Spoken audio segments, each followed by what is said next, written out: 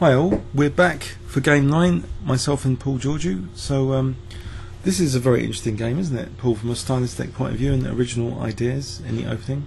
Yes, but Alekhine's opening play is highly original, particularly for the time. Of course, the Benoni had actually been played in the 19th century, but had never really caught on. Benoni, Son of Sorrow, I think it's Benoni's, that's what it means, Son of Sorrow. I don't think it's a place name. Did you know that? No. Alright, okay. So d4, c5, but this is old Benoni. I knew it wasn't a place. So with d5, of course, white's weakening dark squares, like e5 in particular. And the modern Benoni plays on the e5 square as one of its sort of trump cards. But here we see e5. Which is the check Benoni. Check Benoni, yeah.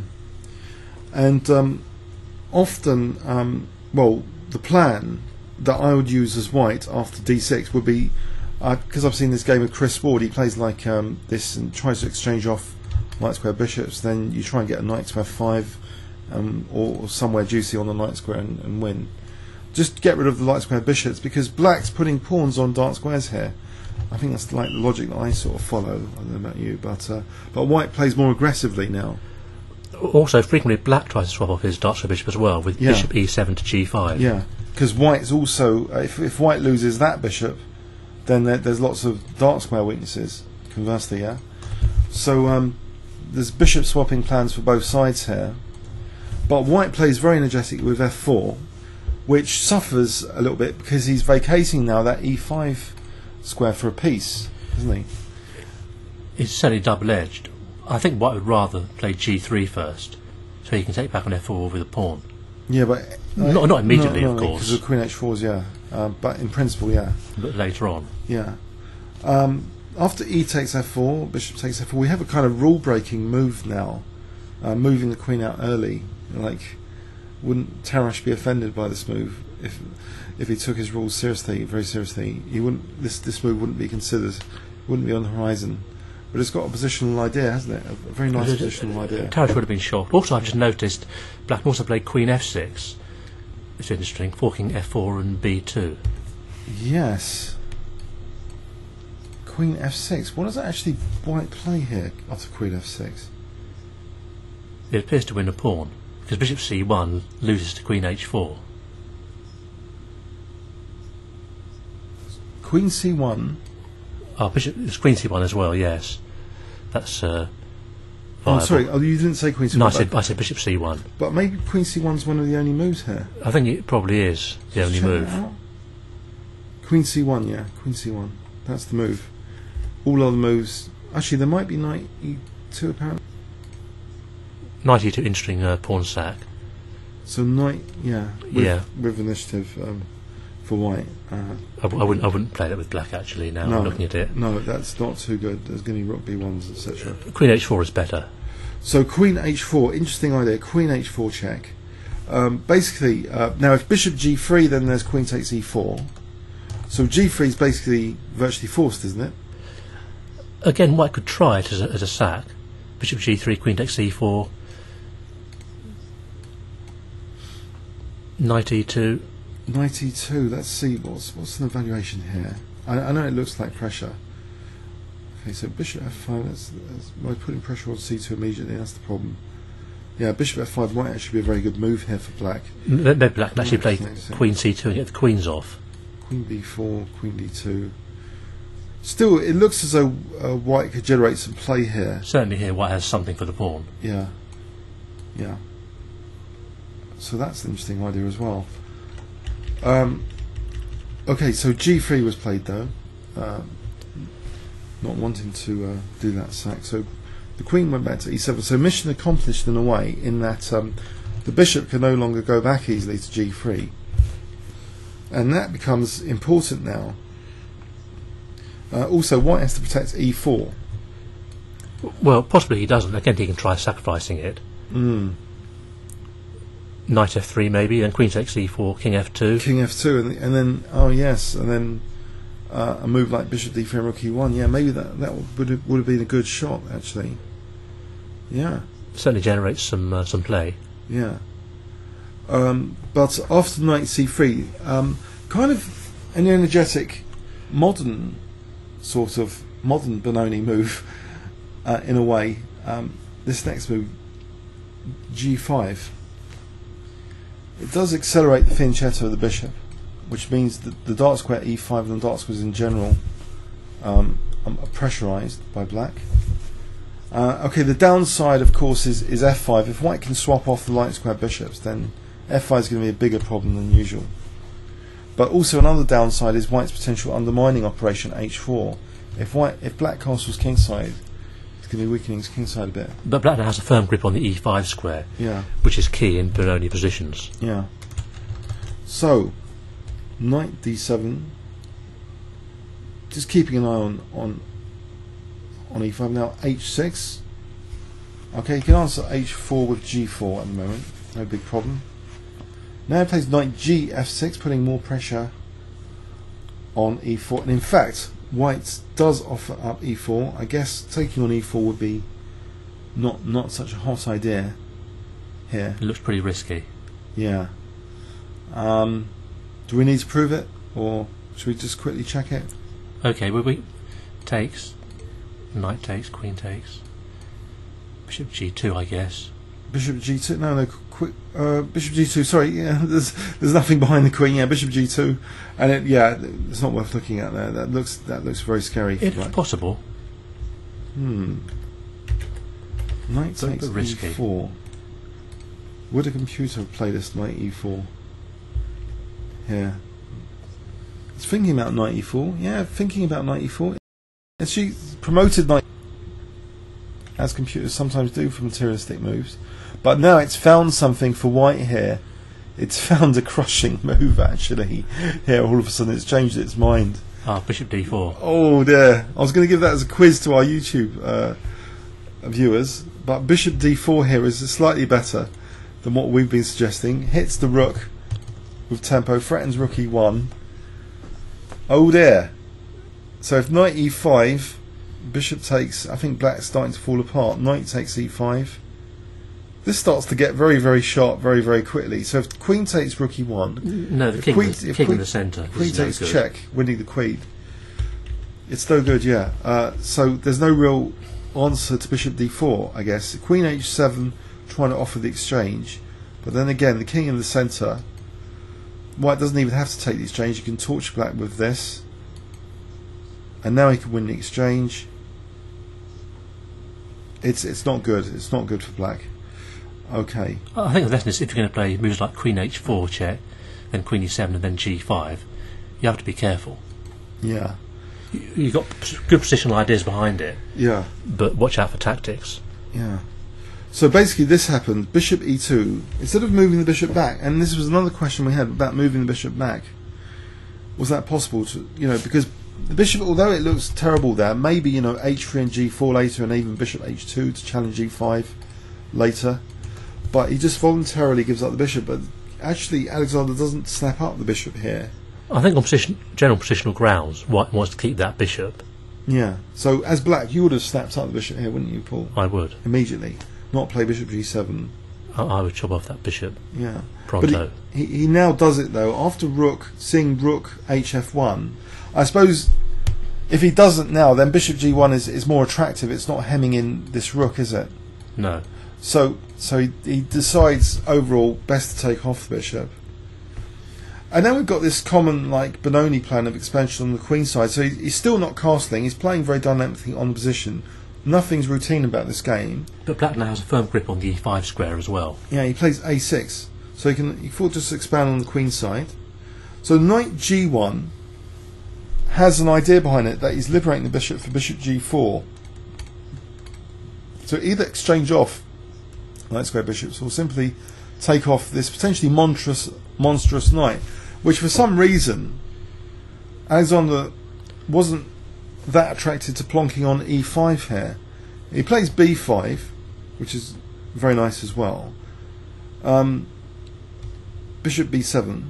But here he's got the opportunity of just getting a huge knight on E5. It's strange he didn't take it as well. That's another curious decision here. He doesn't play knight E5. Do you think? Well, of course, white can challenge it with knight F3. Yeah. Yeah. but black can replace the knight with the bishop. And that will still be good. A nice bishop on e5 there. I suppose white would have this diagonal though, this diagonal here to play with, and the light square f5 and the f file. But the thing is, I'm not sure about this bishop on b7. It's not a very effective diagonal for it to be on. But again, if black's going to castle queenside, he needs some protection for his king. Yeah. If he's going to castle kingside, then h4 comes into play.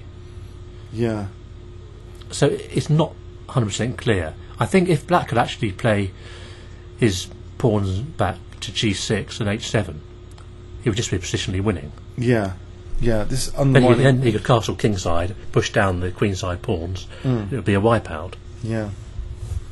But this slight weakening prevents black from casting kingside, or at least makes it less desirable, and keeps white on the board, I think. Yeah. So actually, Alexander, okay, so there's this interesting decision to have the knight on e5, but actually castle's inviting bishop g4. The dynamism behind losing the bishop, though, if the bishop was on e2, sometimes a4 would be a good pawn sack to try and get control of c4 later and try and undermine black's structure. But at the moment, black's structure will be unchallenged now on the queen side. But on the other hand, this beautiful knight is not going to see e5 now. It's taken off now. But of course, now black has the two bishops. Yeah. As in the previous game we saw, Bogoljubov has to be very careful. Yeah, these two bishops The position doesn't get opened up. Yeah. And bishops wipe him out, which is what happened last time. And in fact, these flank operations look very modern now. G4, so he's using the flank space, squeezing on both sides of the board, combined with the bishop, X-ray. So it looks kind of interesting. So knight f5 though needs to be parried somehow. It could be a potential threat. Queen e5 threatens b2, so something has to be done about that. Efim plays c3. Now we see h5, the g pawn was being attacked, but also now maybe bishop h6 will be an idea. But that's ruled out now with knight f5. It stops any bishop h6. It attacks the bishop. The bishop moves now to f6. Okay. And now a challenge is made on the e5 queen with queen f4. I thought this was interesting because initially you might have been keen about the e5 square, some pride about e5 keeping a piece on e5, making sure that white hasn't got a pawn on f4. But there's a different trump card being created now, isn't there, with this next move? Well, if white takes the pawn on f4, that will have a passed pawn or potential passed pawn on the G and H files. Yeah, he does take. If he takes with the rook, black still maintains potentially a lot of pressure on the e file, and e5 is nice. If he takes the rook, actually it loses outright straight away. Bishop g5, pardon me. Oh yeah, wins the exchange. Yes. Oh dear. So he has to sort of take with the pawn, and if we re-evaluate this position now, pawn structure. So we've got an outside passed pawn potential. We've got the bishop pair. But white does seem to have some possibilities at the e5 push. Yeah, he's connected his pawns. He's got 3 pawn islands to black's 2 pawn islands. And this e5 is looking as though, that knight on f5 doesn't look too bad. Also, isn't there potentially, I don't know, knight takes d6 and e5? I suppose that's not going to be good. But there's certainly a possibility to be borne in mind. It's a possibility. So rook d8, I don't think he invites it here. It can't be and now e5 is not a good move because of d takes e5, f takes c5, bishop g5 check. Oh, bishop g5 check and then taking on d5. Then d5 drops. Of course, this check is really annoying on this diagonal. So e5 is not really on the cards. So white plays an unusual move. Maybe he doesn't like his position particularly. So he plays c4. Which is not a good move, surely. Maybe something like king c2 is better, and then e5 comes back into play again. Yeah, a possibility. Yeah. This c4 just goes downhill. Yeah. Well, it just seems to lose a pawn because it can be taken, and when it's attacked, it can move to c3. I think maybe he wanted to rule out black playing c4. He wanted to try and regain the pawn eventually on c4. Is black playing c4 such a big threat? So if he plays like king c2... I mean, c4 is typical in Benoni positions, but black has no knight to land on d3. Right, it is giving d4 as well. Yeah, maybe that's not a big deal. So it's strange, why he might have played c4. I don't think, well, the engines don't like white's position here. Giving like knight e2, rook e3. I mean, is there something wrong with king c2? Or is king c2 playable? Bishop c8 at h4. Black's getting that dangerous. Well, if the knight has to go to h1, that's pretty miserable. Pretty miserable position here. We're seeing some pressure emerge, maybe on. I'm sure White can do better than this. Yeah. Well, there's potential for bishop f5 or f5 here as well. All right, there's pressure on the centre. Let's go back. So he plays this unusual looking pawn sack. So it's actually taken. And after knight e3, well, obviously, so that's the idea, to get a knight to c4, but just c3, holding on to the pawn really. As far as I can see, White's just lost the pawn. Yes, and he's lost with it. Well, he's lost his control of the d4 square, so the bishop now parks on d4. It's protected past pawn on c3. Yes, it's not an improvement on the position, basically, is it? Especially after this next blow to the centre, which really shakes the centre considerably. This next blow. Well, knight c4 is another bad move, just allowing black to play f5, blowing up the position. It really, the bishops landing in the centre, it's just, they get very powerful there. Knight e4 just basically loses. This is looking very, very grim now, because the knight's, on the target. So takes on d5. Look at the two bishops now. Yeah, magnificent in the centre. Takes on f5. Now e5 is all of a sudden also, very loose. So after takes, White's also a pawn down. Yeah, it's just horrible. It transitions quite quickly to a clearly lost now. Alexander just gets rid of. Well, knight e6 is threatened here, winning, but I don't think so. All right, yeah. So the simplification: take, winning rook and pawn ending. Okay, so he's basically 2 pawns up. So how does he win this? 3 pawns up after another temporary pawn sack. He doesn't mind swapping one of his double pawns for a real pawn, a2. So this is trivial now. And it's trivial. And here White resigned. Basically, Black's winning plan, one of many, is just to advance the pawn, play rook b2 and rook b1. Yep. So let's have a quick overview and summary. So it's kind of old Benoni with modern ideas thrown in now. Modern looking stuff. Not rule breaking moves, dynamic kind of moves, dark square strategy. And this is hypermodern chess. Yeah. Hypermodern, yes. This is much more colourful than any game in the Kepler Alekhine match. In terms of Benoni ideas. In terms of all the non-stop Queen's Gambit declines. Yes, we've got a juicy, E5 classic Benoni, modern Benoni strategy here emerging, with Black even castling queenside, and the X-ray bishops, swapping one trump card, the E5 square now, for another. Bishop error and outside pass pawn potential, but White didn't help himself potentially with c4. He just because that bishop was ruled out of the d4 square with this pawn on c3. It was quite useful, that pawn on c3.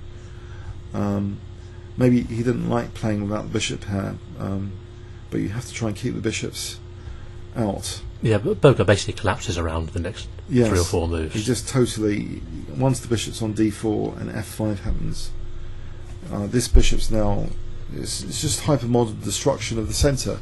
It's as bad as my loss in 5 minutes yesterday against this eye, my centre collapsed. Look, the centre's just really just melt down here after f5. A modern champion would resign around here. So it's just transitioned so rapidly actually to a lost rook and pawn ending. Okay, so okay, hope you guys enjoyed that on YouTube. Comments or questions there? Any other thoughts from you, Paul? Or no. Right. If you're not already subscribed to the King's Crusher channel, please subscribe. It's free and you'll be notified of any new videos. Thanks very much.